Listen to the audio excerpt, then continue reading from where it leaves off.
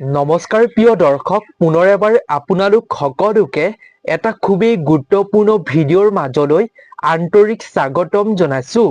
প্ৰিয় দৰ্শক, আপুনিও জীৱনত নিজকে সফল কৰি তুলিব বিচাৰে নেকি? আপুনিও বাৰু আপোনাৰ কৰ্মত সম্পূৰ্ণ সুফল পাই আপুনিও উন্নতি কৰিব বিচাৰে নেকি?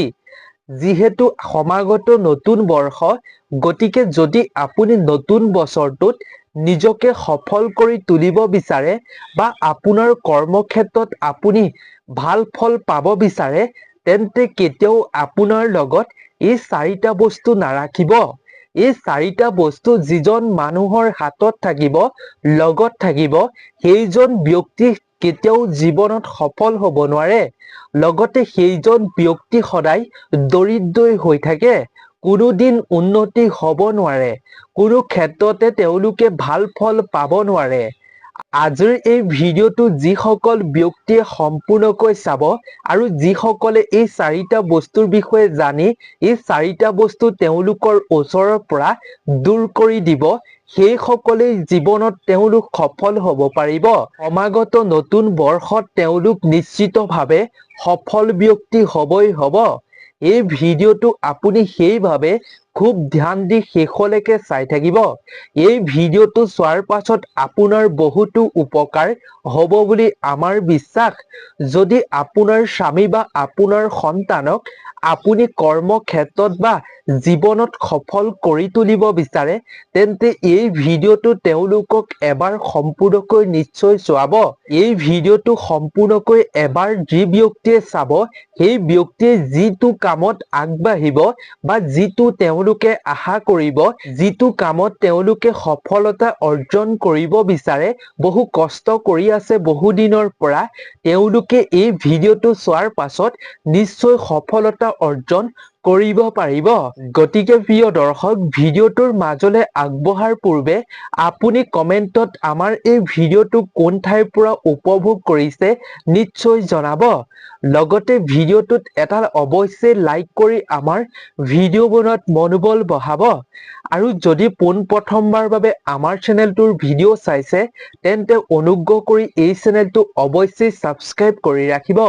প্ৰিয় দৰ্শক, আপোনালোকে নিশ্চয় এই ব্যক্তিজনৰ নামটো নিশ্চয় শুনিছে। আপোনালোকে নিশ্চয় এই ব্যক্তিজনৰ নীতি পালন কৰিছে। বহু ব্যক্তিয়ে আচাৰ্য চাণক্যৰ বহু নীতি পালন কৰি জীৱনত সুফল পাই উন্নতিৰ পথত আগুৱাই গৈছে, নিজকে সফল কৰি তুলিছে।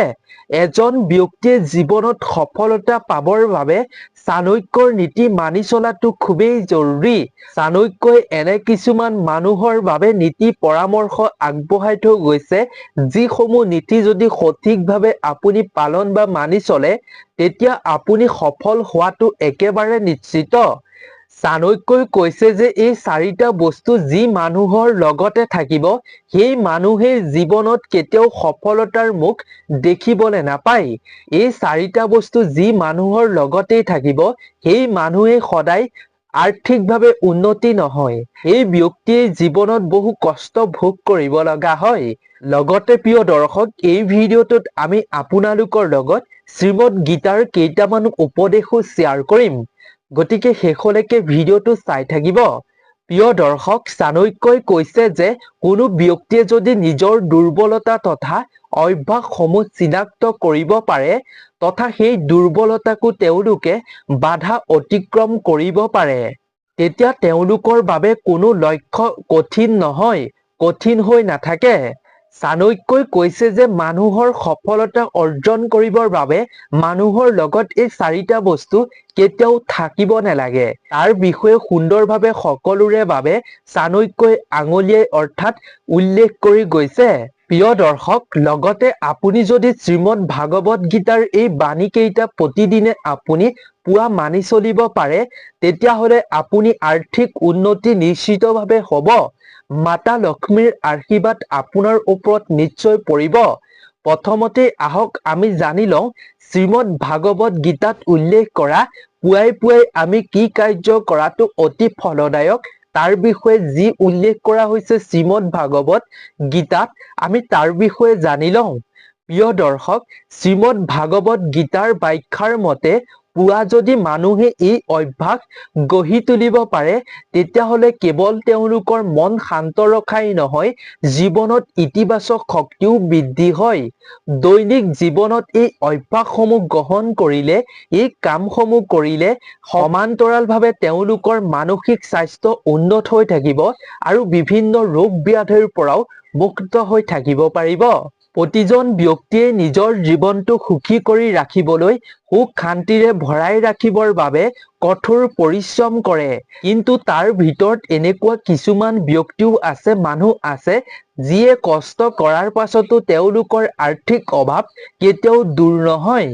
আৰু সেই ব্যক্তিসকলে নিজৰ জীৱনত যি আৰ্থিক সমস্যা হয়, সেই সমস্যাসমূহৰ লগত তেওঁলোকে প্ৰতিদিনে মোকাবিলা কৰিয়েই প্ৰায় দিনবোৰ পাৰ কৰি দিয়ে আৰু তেওঁলোকে কোনোদিন সফলতা পাব নোৱাৰে। প্ৰিয় দৰ্শক, শাস্ত্ৰৰ মতে কেৱল আপুনি কঠোৰ পৰিশ্ৰম কৰিলেই নহ'ব, আপুনি দৈনিক কিছুমান কাম কাজো আপোনাৰ ঘৰত কৰাটো অতি ফলদায়ক, অতি জৰুৰী, যাৰ ফলত মানুহৰ ভাগ্য আপোনাৰ জীৱনৰ প্ৰগতিৰ ক্ষেত্ৰত গুৰুত্বপূৰ্ণ প্ৰভাৱ পেলায়। সেইবাবে আপুনি এনে কাম কাজো কৰাটো জৰুৰী শ্ৰীমদ ভাগৱত গীতাৰ অনুসৰি। 1 নম্বৰতে হৈছে প্ৰিয় দৰ্শক, জীৱনত সফলতাৰ বাবে আপুনি সূৰ্য উদয়ৰ পূৰ্বে আপুনি উঠাটো জৰুৰী।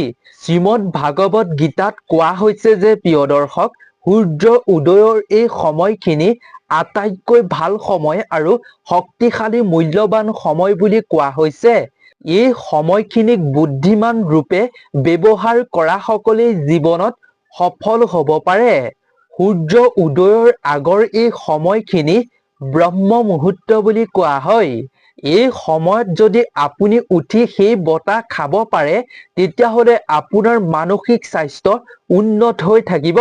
প্ৰিয় দৰ্শক, এই সময়খিনিত সাৰ পোৱাটো কেৱল শাস্ত্ৰ ধৰ্মীয় অনুসৰিয়ে নহয়, বৈজ্ঞানিক দৃষ্টিকোণৰ পৰাও এই সময়খিনিত আপুনি যদি সাৰ পাই উঠে তেন্তে ইয়াৰ ফলত আপোনাৰ শৰীৰৰ বাবে, আপোনাৰ বাবে, সফলতাৰ বাবে খুবেই উপকাৰ হয়, অত্যন্ত মংগল হয় বুলি কোৱা হৈছে।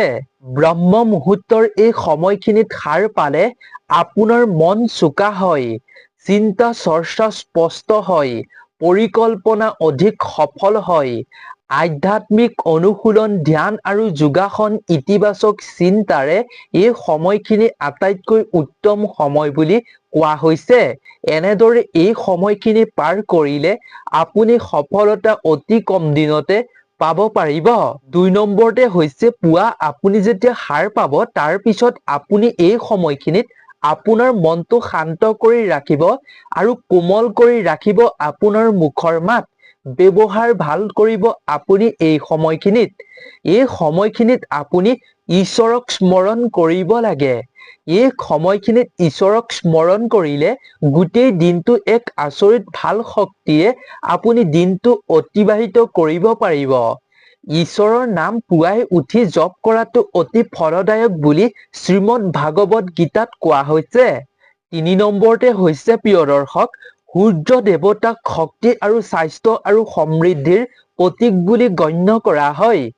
গতিকে প্ৰিয় দৰ্শক, পুৱাই উঠি আপুনি এটা তামৰ পাত্ৰত সূৰ্য দেৱতাক জল অৰ্পণ কৰাটো অত্যন্ত শুভ বুলি কোৱা হৈছে শ্ৰীমদ ভাগৱত গীতাত। লগতে ইয়াৰ ফলত আপোনাৰ মন সুস্থিৰ হৈ থাকিব আৰু মনৰ পৰা নেতিবাচক চিন্তা দূৰ হৈ পৰিব। দৈনিক যি মানুহে এই অভ্যাস গঢ়ি তুলিব সেই ব্যক্তিৰ জীৱনত মানসিক চাপ হ্ৰাস পাবলৈ আৰম্ভ কৰে, লগতে ঘৰখনলৈ ইতিবাচক শক্তি কঢ়িয়াই লৈ আনে সেই ব্যক্তিৰ এই অভ্যাসে। 4 নম্বৰতে হৈছে প্ৰিয় দৰ্শক, শ্ৰীমদ ভাগৱত গীতাৰ অনুসৰি ভগৱান শ্ৰীকৃষ্ণৰ চৰণত আশ্ৰয় লোৱা সকলে বিভিন্ন সমস্যাৰ পৰা জীৱনত উদ্ধাৰ হ'ব পাৰে, ৰক্ষা পাব পাৰে। পুৱা আপুনি উঠি যদি স্নান কৰি শুদ্ধ বস্ত্ৰ পিন্ধি লৈ আপুনি ভগৱান শ্ৰীকৃষ্ণৰ ফটোৰ মূৰ্তিৰ সন্মুখত যদি আপুনি চন্দনেৰে আপুনি স্বস্তিক চিহ্ন অংকন কৰে আৰু ওম শব্দ যদি আপুনি লিখিব পাৰে আৰু তুলসী পাত অৰ্পণ কৰিব পাৰে তেতিয়াহ'লে অত্যন্ত শুভ বুলি মনা হৈছে। এনে কাৰ্যই আপোনাক আগন্তুক দিনত ভগৱান শ্ৰীকৃষ্ণৰ অসীম কৃপা দৃষ্টি প্ৰদান কৰিব, যাৰ ফলত আপুনি সফলতা পোৱাত সহায় হ'ব আপোনাৰ বাবে। লগতে প্ৰিয় দৰ্শক, আপুনি পুৱাই উঠি ইতিবাচক কৰ্ম আৰু দান বৰঙণি কৰাটো শুভ বুলি মনা হয়। পুৱাই যদি আপুনি কিছু দান আৰু সেৱা কৰে, তেতিয়াহ'লে ইয়াৰ ফলত আপোনাৰ সৌভাগ্য উন্নত কৰাত সহায় হয়। ইয়াৰ দ্বাৰা আপুনি আপোনাৰ গুণৰ পথ উন্নত কৰাই নহয়, আপুনি আপোনাৰ ঘৰখনৰ উন্নতিৰ ক্ষেত্ৰতো উন্নতিৰ পথো মুকলি কৰি তুলিব পাৰিব। কাৰণ এনে কাৰ্য কৰাৰ ফলত আপোনাৰ ঘৰখনলৈ সমৃদ্ধি আৰু ইতিবাচক শক্তিৰ আগমন বৃদ্ধি পায়। এতিয়া প্ৰিয় দৰ্শক, জানো আহক চাণক্যই কোৱা কোন 4টা বস্তু মানুহৰ লগত থাকিব নালাগে আৰু যাৰ লগত থাকে এই 4টা বস্তু, সেইজন ব্যক্তিয়ে সফলতা কেতিয়াও পাব নোৱাৰে। আহক আমি চাণক্যই কি বস্তুৰ বিষয়ে কৈছে তাৰ বিষয়ে জানি লওঁ। 1 নম্বৰতে হৈছে প্ৰিয় দৰ্শক, চাণক্যৰ মতে মানুহৰ আটাইতকৈ ডাঙৰ শত্ৰুৱেই হৈছে মানুহৰ এলাহ। গতিকে আপুনি যদি নতুন বছৰত সফল হ'ব বিচাৰে, সফলতা অৰ্জন কৰিব বিচাৰে, তেন্তে আপোনাৰ লগৰ পৰা এই এলাহ স্বভাৱটো এৰুৱাব লাগিব, আঁতৰ কৰিব লাগিব। এলাহে এজন ব্যক্তিক সম্ভাৱনাক সীমিত কৰি ৰাখে। ইয়াৰ ফলত ব্যক্তিজনৰ সময় নষ্টৰ লগতে সুযোগো তেওঁলোকে হেৰুৱাই পেলায়। সেইবাবেই প্ৰতিজন ব্যক্তিয়ে নিজৰ সফলতাৰ বাবে এলাহৰ স্বভাৱটো নতুন বছৰত এৰাটো খুবেই জৰুৰী। নহ'লে আপোনাৰ অবাবত সময় যাব আৰু আপুনি কেতিয়াও সফল হ'ব নোৱাৰিব। যিকোনো কামত অকণমান পলম হৈ বা কিবা এটা আপোনাৰ সমস্যা আহি আপুনি বিফল হৈ থমকি ৰ'ব। প্ৰিয় দৰ্শক, জীৱনৰ সফলতাৰ পথ ইমানো সহজ নহয়। গতিকে নিজকে সফল কৰি তুলিবৰ বাবে প্ৰতিজন ব্যক্তিয়ে কঠোৰ পৰিশ্ৰম কৰিব লাগিব।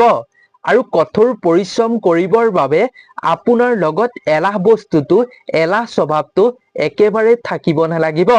এলাহ থাকিলে আপুনি কষ্ট কৰিব নোৱাৰিব আৰু কষ্ট কৰিব নোৱাৰিলে আপুনি সফল হ'ব নোৱাৰিব।